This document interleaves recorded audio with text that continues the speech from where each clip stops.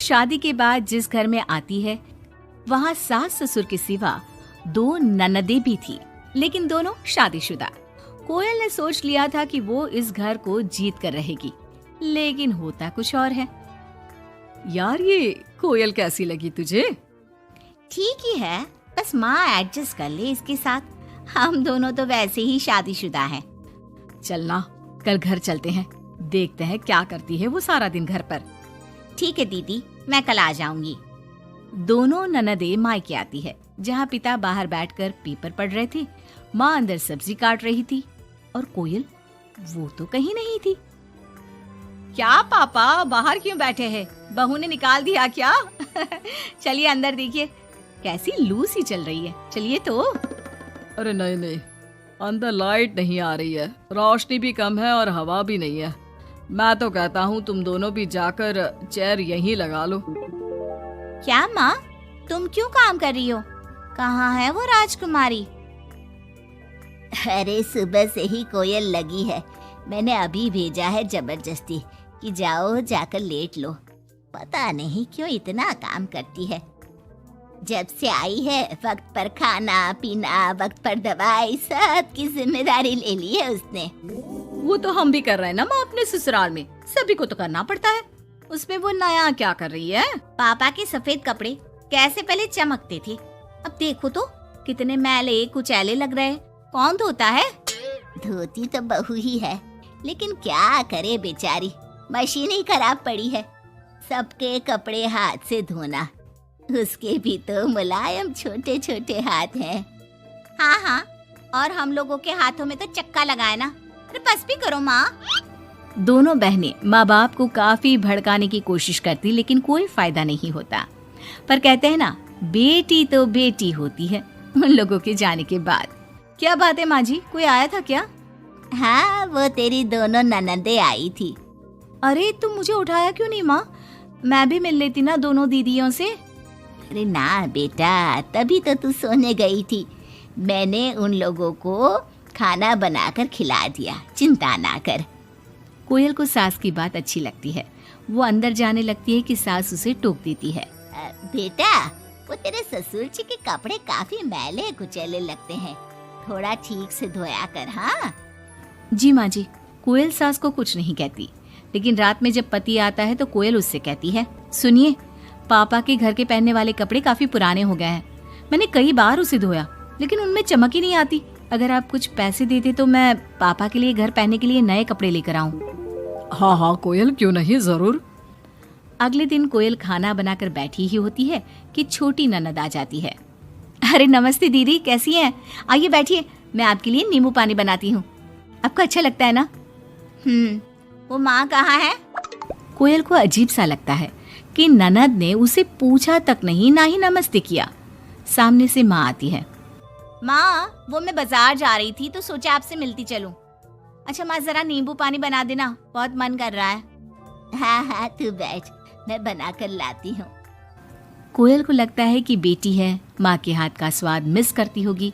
इसमें बुरा मानने वाली कोई बात नहीं है। दीदी, मैं भी बाजार जा रही हूँ, आपके साथ ही चलती हूँ।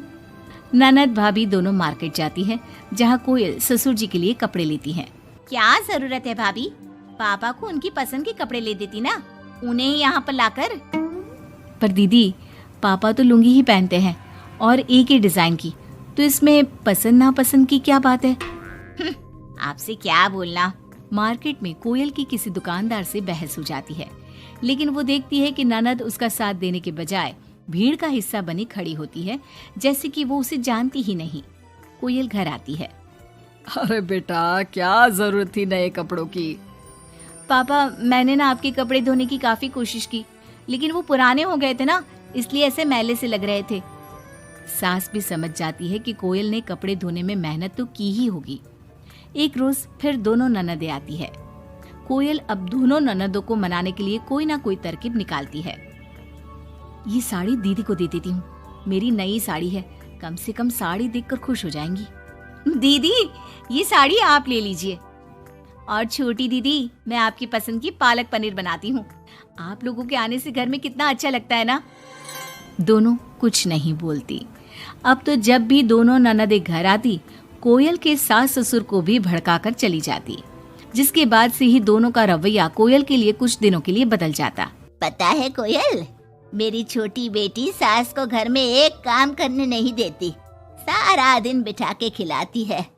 कम से कम तुझे मेरा साथ तो मिला है, क्यों? कोयल कुछ नहीं कहती, लेकिन अब वो थक चुकी थी। ससुराल के लोगों को प्यार से सम्मान से साथ बांधने की कोशिश कर करके, लेकिन ननदे वैसी की वैसी ही रही। अब कोयल ने सोच लिया कि वो ननदों से बात करेगी। जब बड़ी ननद घर पर फोन करती है। हेलो हेलो कोयल, माँ को फोन देना। सभी को फोन लगा लिया लेकिन कोई उठा ही नहीं रहा।